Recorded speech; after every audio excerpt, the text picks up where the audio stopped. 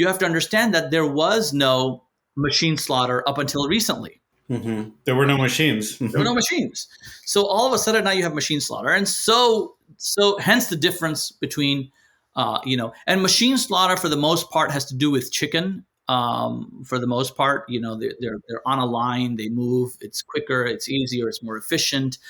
And so, by the way, even hand slaughtered chicken go through a machine, for people that don't know. The only difference between hand slaughter versus non-hand slaughter is that in the hand slaughter process, there's actually a human being standing there, saying Bismillah and, slaughtering each or cutting each chicken or killing each chicken. And in the complete machine slaughter process, when the person turns the machine on, the person will say Bismillah, and then it's just a knife, an automatic knife that's killing the chicken.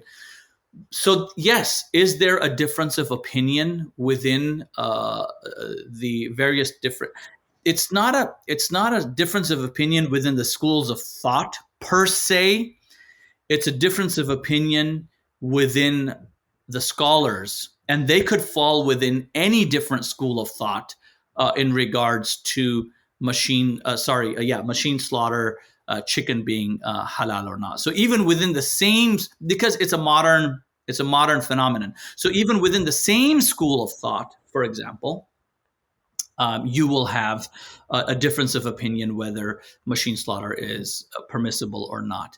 While I do believe that hand slaughtered chicken specifically is the way to go, to call machine slaughtered chicken absolute haram is, I think, slightly problematic.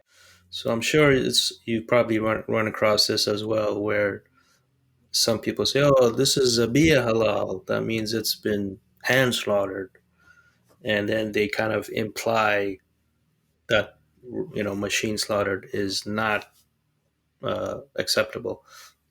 Do you have any opinion on that?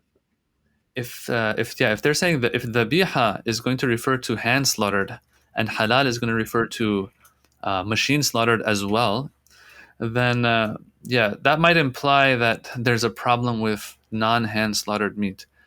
I don't know how the different schools of thought in the Sunni school of thought are in regards to this fiqhi matter, but from the Shi'i perspective, we have our maraja', the grand scholars that we follow.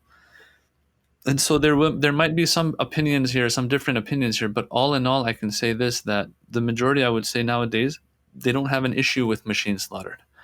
And so I do remember, after COVID happened, of course, chicken prices and all that went up. And so there was this whole thing happening here in Texas in one of the restaurants where it just wasn't worth it for them anymore to bring in hand slaughtered meat. And so they were bringing in machine slaughtered meat. And so, or at least chicken, if I'm not mistaken. And so it's interesting how there was a whole debate on Facebook in regards to that particular restaurant, and people, there's Shias, Sunnis talking and stuff. And then the restaurant owner themselves had brought Ayatollah Sistani's fatwa on the matter and put it there as one of the authorities in this regard, although the restaurant is not owned by a Shi'i. But it was interesting how they had found that fatwa and inquiry from his office, and they had put it there. So for those who follow his fatwa on this matter, which is a majority of the Shia, especially in the West, this distinction of halal versus dhabiha, or in other words, let's say hand slaughtered versus machine slaughtered, this is something that is pointless.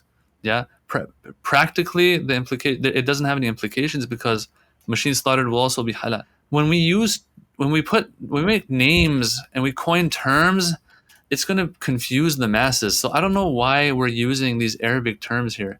Maybe dhabiha, because originally back in 1400 years ago during the Prophet's time, sallallahu alaihi wasallam, they would slaughter by hand, and so now we're going to call that dhabiha, dhabh, which is slaughtering. But come on, like today we're using machines too. That's not slaughtering. What is that then? Just killing? What are you going to call it? So the fact that we're going to use Arabic terms here is going to confuse a lot of people.